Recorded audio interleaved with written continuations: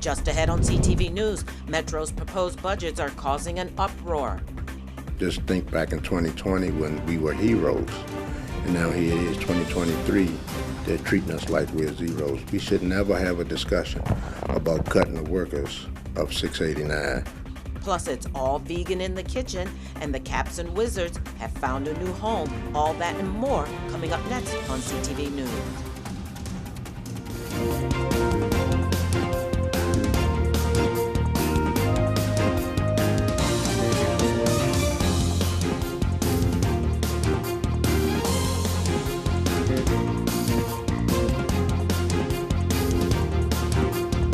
Good evening. I'm Patricia Vallone with a CTV News update. A local union that represents WMATA workers is speaking out on Metro's proposed budget that could cost thousands of jobs. As we reported yesterday, Metro's fiscal year 2025 operating budget would result in permanently closing 10 Metro stations as well as major service cuts to its bus and rail systems. The 91-page budget would also eliminate 2,200 Metro positions.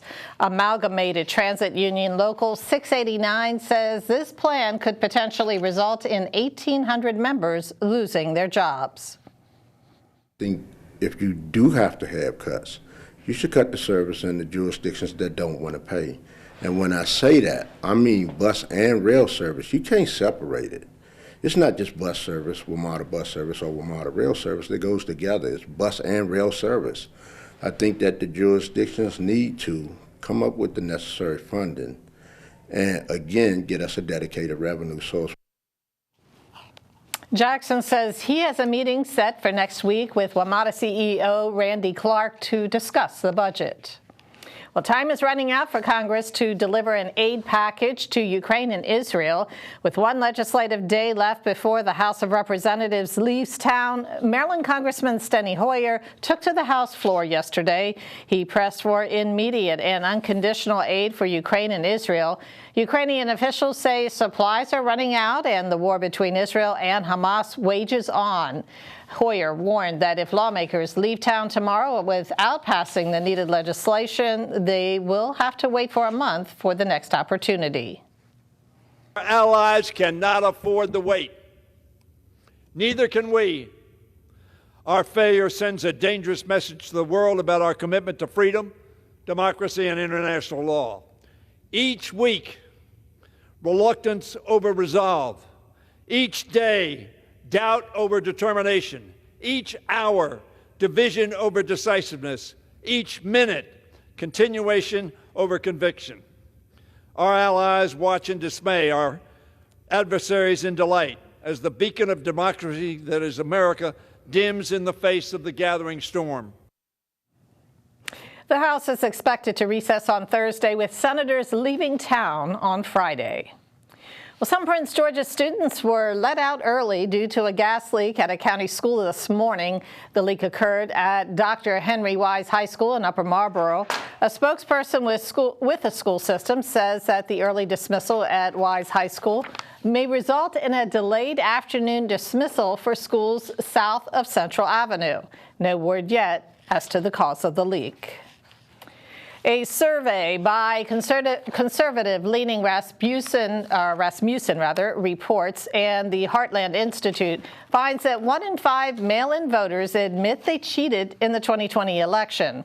According to the poll, 21% of respondents said they filled out a ballot, or in part or in full, on behalf of a friend or relative. The survey also concluded that 17% of mail-in voters say they cast a ballot in a state where they were no longer a permanent resident.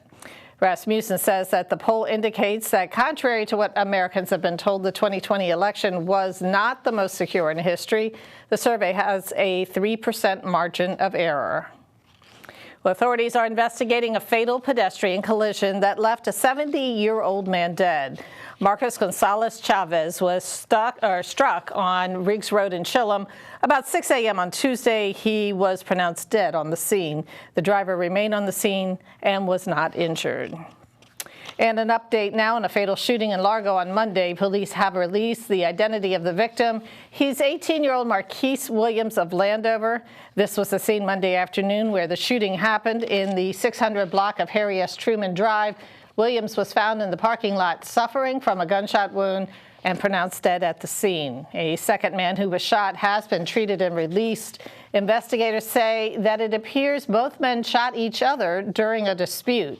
No word yet if the surviving victim will be charged. Anyone who may have information is asked to contact police. And you are watching CTV News. I'm Patricia Vallone. Taylor Thomas is in the kitchen with a different spin on a local favorite. Stay tuned. Coming up, we have your recipe on how to make vegan crab cakes. You heard me right. Stay tuned right here on CTV News.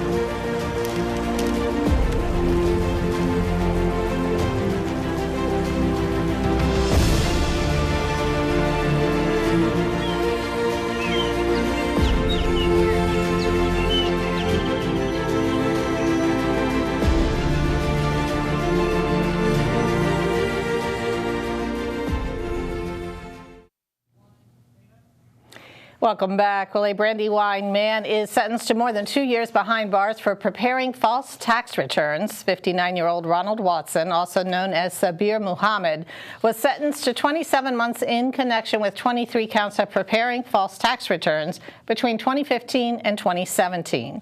Watson, who was convicted in March, operated out of SW Accounting Associates in Largo. He was also ordered to pay $269,000 in restitution. Well, the county is now accepting applications for its new Guaranteed Basic Income program. The initiative will provide monthly cash payments of $800 to certain residents in need. The funds will only go to residents 18 to 24 years old who have aged out of the foster care system, and for seniors 60 and older. The money will be given during a 24-month period. Applications are open until January 1st of 2024. Well, if you like crab cakes and you're looking for a different spin on a local favorite, Taylor Thomas is back in the kitchen with a vegan recipe for your dinner table. We're talking vegan crab cakes with Chef Jenny from Ginger Beet. We are excited to have you here. I've never had this before. So How do we start this? So first we start with roasted hearts of palm, and that's what I have in here. It's been seasoned with Old Bay. You can also use Cajun seasoning. So you want to pulse it slightly. Okay.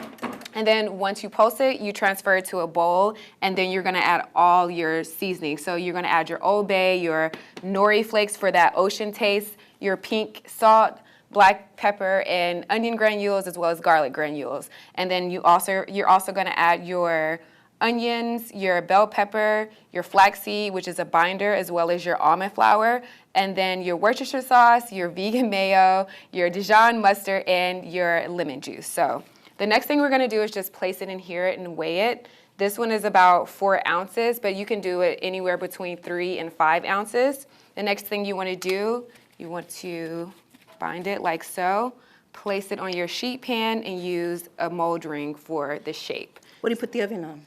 You put the oven on 375, and then you bake it for about 45 minutes. That's excellent. So we have the finished product already, yes, right? Yes, we have the finished product already.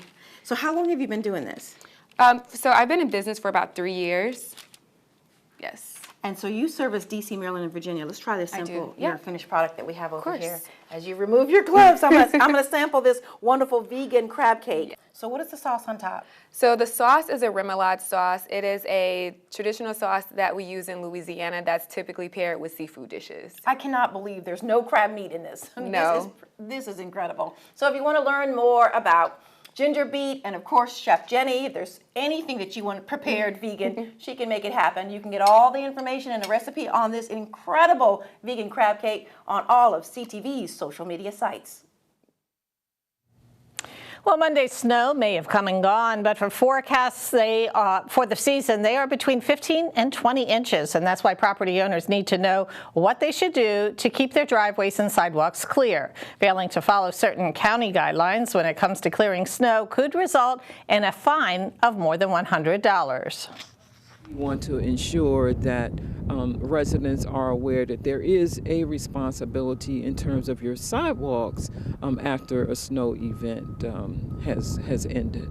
You have the abutters ordinance, and that does require that you clear your sidewalks 48 hours after the precip has stopped as well. If you do not need to travel on the roadways, don't travel on the roadways.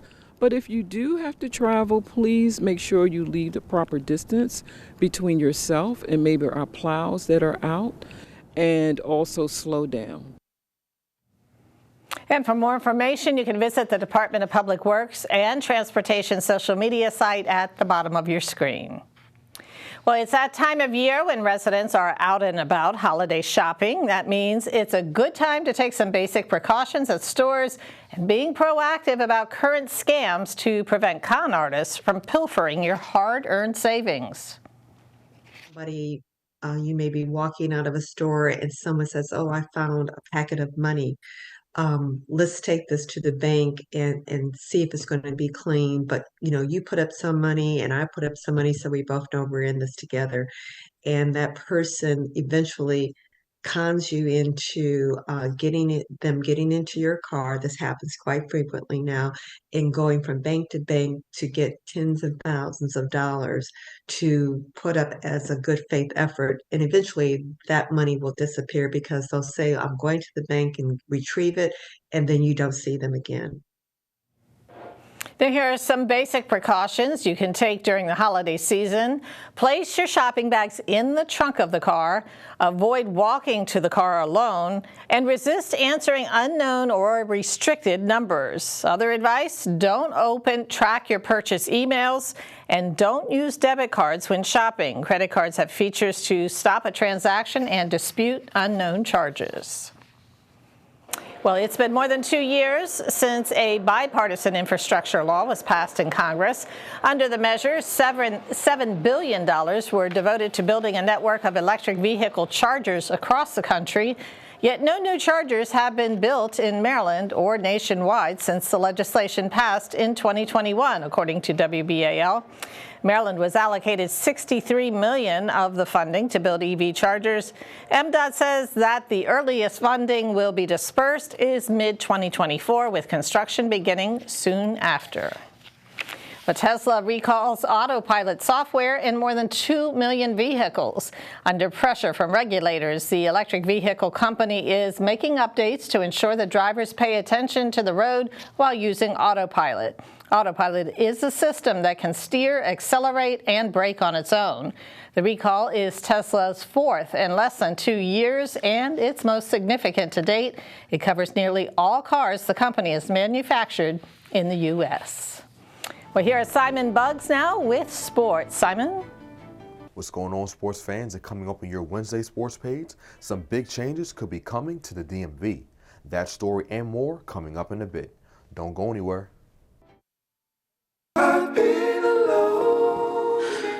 I wonder if you know that I want the best for you. I know you're going through a lot. I wonder if you know that the big homie needs help too.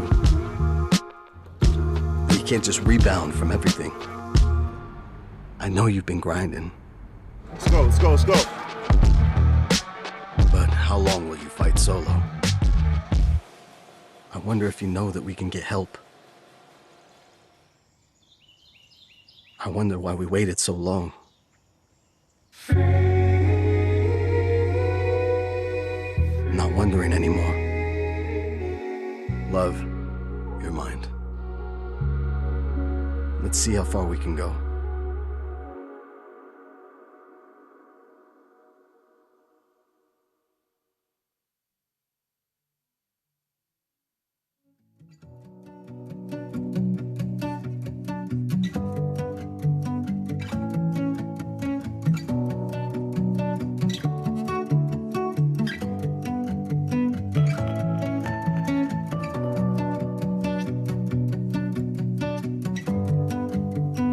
It's Wednesday, and you know what that means. It's time for our Pet of the Week. Meet Abel. He's a 4-year-old Siberian Husky mix, and Abel came into the shelter as a stray in October. Animal management says he's neutered and loves to play. Is knowledgeable about Huskies, and also that will have enough time for exercises for the dog, you know, for playtime. Since he is 4, this is the biggest he will get. Like, it's some more growing from here. It would be great with kids. Again, any family that, you know, will have time to take him out, play with him, and give him the exercise that he needs. If you'd like to adopt Abel or any of his furry friends, you can call 301-780-7200.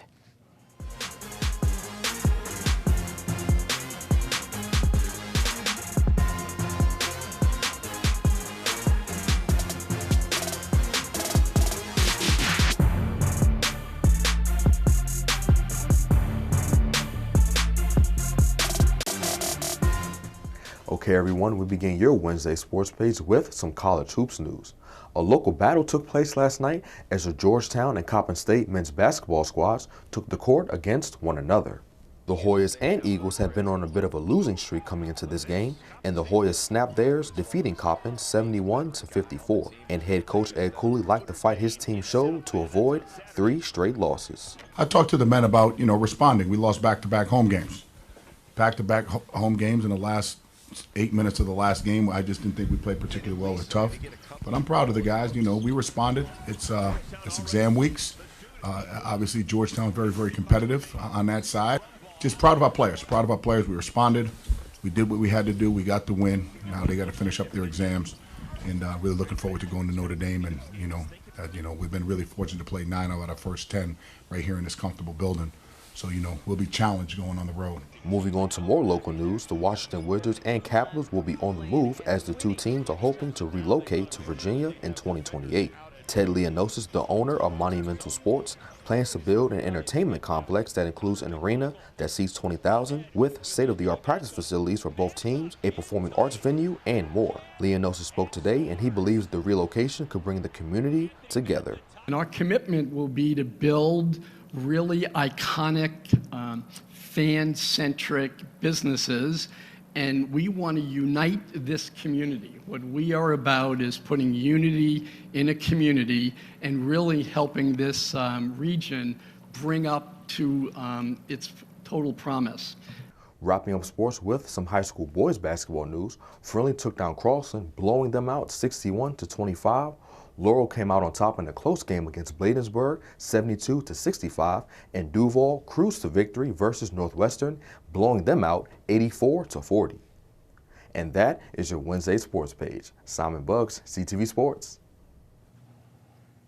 Thanks, Simon. And now let's get a quick check on our 3-day weather forecast. Tonight, it'll be mostly clear and 26 degrees. The sun continues to shine this week. Tomorrow, it'll be a high of 46. Friday, it'll top out at 53. And on Saturday, mostly sunny with a high of 54. That wraps up our CTV News Update. I'm Patricia Vallone. Join us again tomorrow at 4:30. Have a great night.